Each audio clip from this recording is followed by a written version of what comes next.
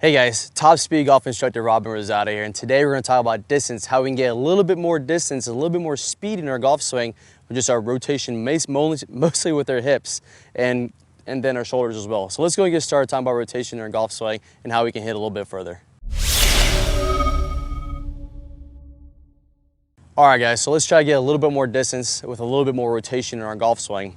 So a lot of times I see people because they want to look really pretty. I have a lot of people who I give unlimited reviews to, or just in-person lessons, where I see a lot of people with their feet, they're really square with their feet. And we always hear people all the time, and for some reason they don't want to do is like try to get their feet a little bit flared, and that's what we're going to talk about.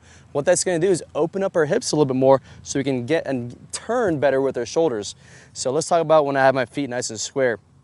So if I have my feet really squared onto, like my toes are pointed right at the camera right here, what that's going to do is actually going to prohibit my hip rotation. It's really hard for me to try to turn my hips. It's going to make me feel like I'm going to reverse pivot maybe. And with my hips now opening up, then it's not letting me turn my shoulders as fully. Like this is, for me, this is about, I feel like, I know I'm 90 degrees about, but this is about as far as I can really rotate my hips. My knee feels like it's kind of hurting a little bit. So what we're going to do is, all you're going to do is feel like we're going to flare out our feet. Try to make, ideally want to make somewhere between about 30 degrees open with our feet, each feet of our flared. And then when you turn back, what that's going to allow yourself to let your hips rotate through. So I know I've mentioned before in the past, we're trying to get our hips to be about 45 degrees open, but that's also opening up my hips so I can get more of a shoulder turn, like we're talking about our top speed golf system, the power turn series. And that's how it's going to help me create a ton of rotation, and then I can freely rotate through. And now with my left foot being flared, I can feel like I can really just rotate through nicely instead of having to slide through impact if my foot was squared. Now that my foot's slightly open, I feel like I can rotate hard already without having to feel like I can slide through. So I'm going to actually hit one here.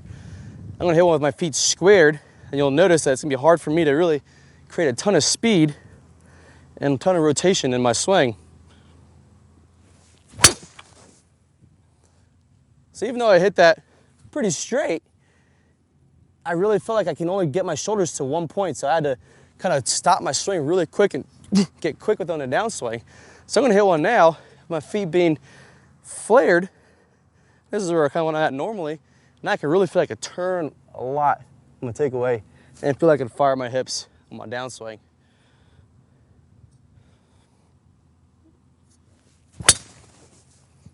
Oh yeah, that was definitely hit further. Running the same line, but a little higher, a little bit further. All right, guys, try working on that, and it's a simple thing. Just flaring our feet to allow us to open up our hips to get more rotation with our shoulders. In our downswing, we can really release our hips and fire through the ball with a little bit more speed, hitting a little bit further. All right, guys, good luck with that and have fun. Hey guys, I hope you really enjoyed that video talking about how we just flared our feet a little bit. That's gonna help us rotate more and then get a little bit more distance and speed coming into the ball.